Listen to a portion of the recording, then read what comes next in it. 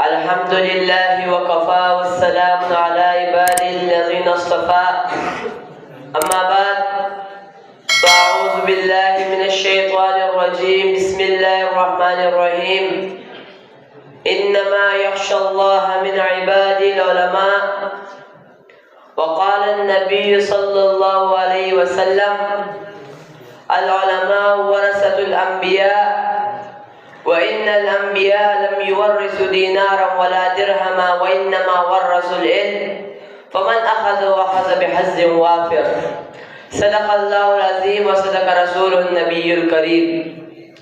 یہ علم و نر کا گہوارہ تاریخ کا وہ شہبارہ ہے، یہ علم و نر کا گہوارہ تاریخ کا وہ شہبارہ ہے،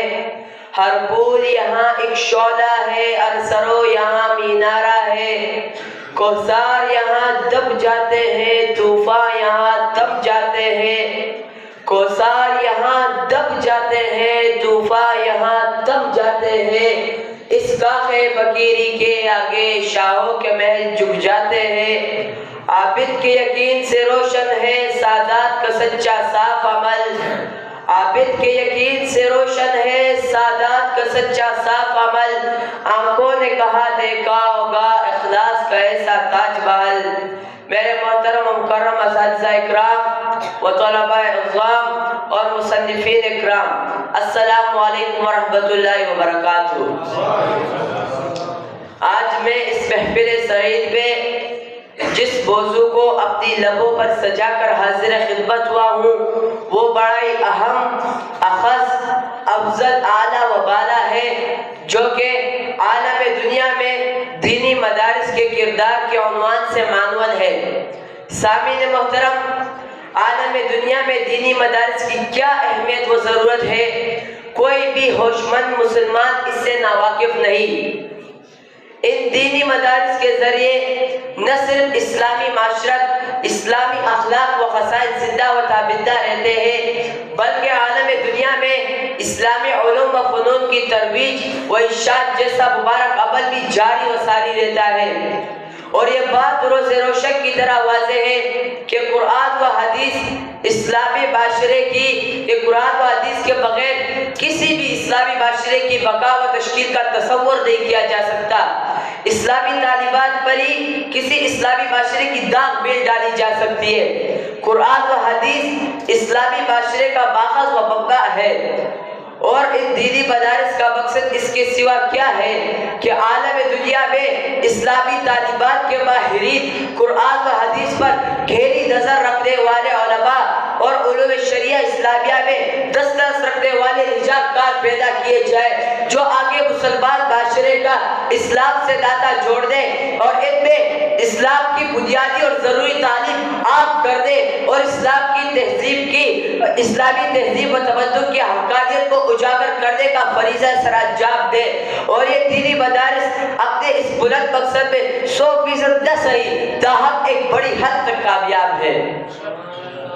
حقیقت یہ ہے کہ آج پورے عالم دنیا میں، خصوصاً بر صغیر پاک و ہند میں علم کی جو روشنی نمایاں نظر آتی ہے وہ انہی دینی مدارس کی فیض و اثر اور مرہون منت ہے۔ عالم دنیا میں خستہ تعمیر چھوٹے سے چھوٹے مدرسے سے لے کر عظیم الشان تعمیر کے بڑی سے بڑی درسگاہ تک آپ کو بچوں کے قرآن پڑھنے اور طلباء کے حدیث و فقہ سیکھنے کی صورت میں یکساں نظر آئے گا۔ سامعین محترم، حقیقت یہ ہے کہ آج پورے عالم دنیا میں ان مدارس کے خلاف پروپیگنڈا زور و شور پر ہے، ان پر دند اعتراضوں کے غول در غول ہے۔ اسلام کی عملی دشمن انگریز، یہود و نصارہ اسلام کے قلعوں میں مٹانے میں مصروف ہے۔ احکام اسلام سے کوس و دور نام نہاد مسلمان حکمران ان کے دوست ہیں۔ آج ان مدارس نبیہ کی طلبہ مجبور و مظلوم ہے، اور روئے زمین پر سب سے برگزیدہ اصلی علماء آج مقہور و مغلوب ہے اور بے جا پابندیوں کی زنجیروں میں محبوس ہے۔ لیکن میری بات سن لیجئے، ذہن نشین کر لیجئے، میرے اسلاف کے کارناموں کا مطالعہ کر لیجئے کہ جب بھی رب کی سرزمین پر کفر کا طوفان کھڑا کیا گیا، بدعات، رسومات، رواجات کو ہوا دی گئی، اخلاقات، ازلیات، خرافات کا شکار انسان کو بنایا گیا، اسلام کو بنایا گیا، انگریزوں کی حکمرانیت، یہود و عدود کی شیطانیت کو رواج دیا گیا اور علماء ربانی کو پھانسی پر لٹکایا گیا، ہم کو لوگوں کا سر تن سے اڑایا گیا، مجاہدین پر مقدمہ چلایا گیا، انہیں سر عام درختوں پر لٹکایا گیا، الکفر ملت واحد کا سوا آیا کیا گیا۔ تو انہی مدارس کے طلباء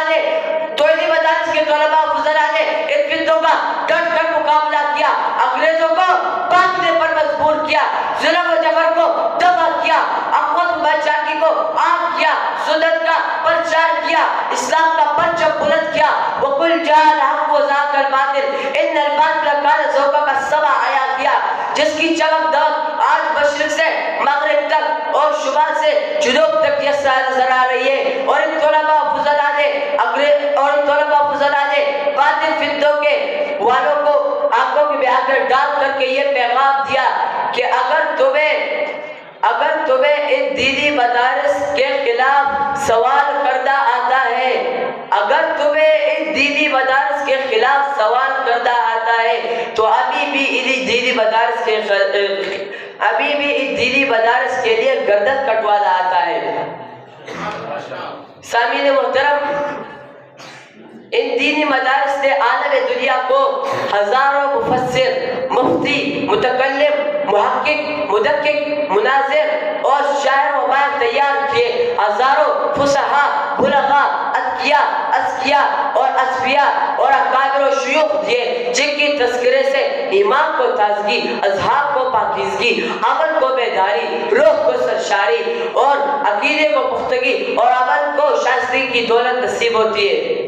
میں اپنی تقریر کو اس آخری شعر پر ختم کرنا چاہتا ہوں۔ ہمیں دنیا سے کیا مطلب، مدرسہ ہے وطن اپنا، ہمیں دنیا سے کیا مطلب، مدرسہ ہے وطن اپنا، مریں گے ہم کتابوں پر، ورق ہوگا کفن اپنا۔ وما علینا الا البلاغ المبین۔